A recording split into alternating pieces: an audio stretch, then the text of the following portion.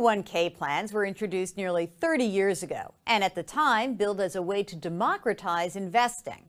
Soon after their debut, 401ks began to replace pension plans as the primary retirement savings vehicle for most Americans.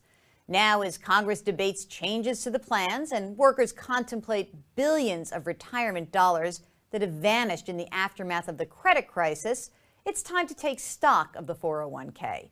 Joining us to discuss the current state of retirement in America and the future of 401k plans is MoneyWatch.com's editor-in-chief, Eric Schurenberg. Thanks for joining us, Eric. Hi, Jill. So, 30 years later, how are the 401k plans doing? Jill, I think it's time to declare the 401k a failure.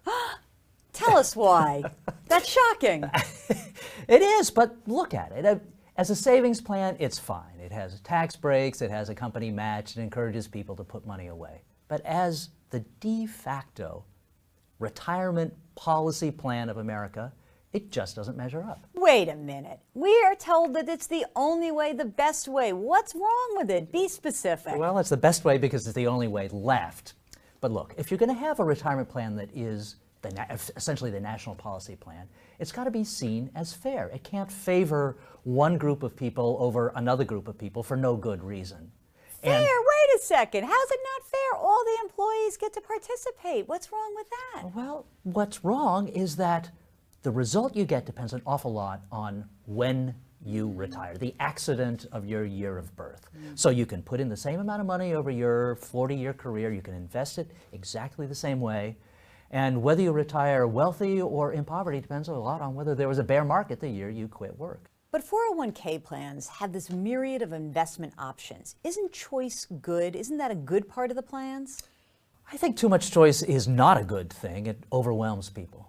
But the worst choice that's available in a 401k plan is a choice not to participate.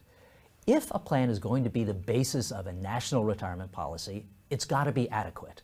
And what we see with 401ks is that when times get tough, as they are now, people stop contributing. They stop contributing at the point where they need to the most, when asset values are low, where they could stand to make the most money, and yet they panic. And what's even worse is that employers also stop contributing. And we've already seen about 30% of companies that offer 401k plans have stopped putting in their match, and that's just not forgivable.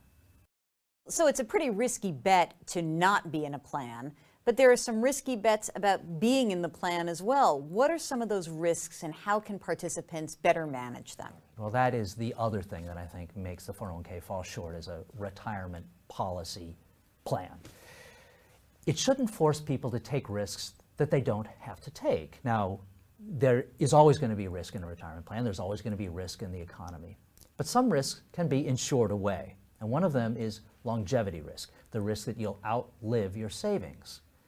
A pension takes care of a longevity risk. It guarantees you a check as long as you live. A 401k depends on how you spend it, whether you run out of money too soon or whether you have saved too much.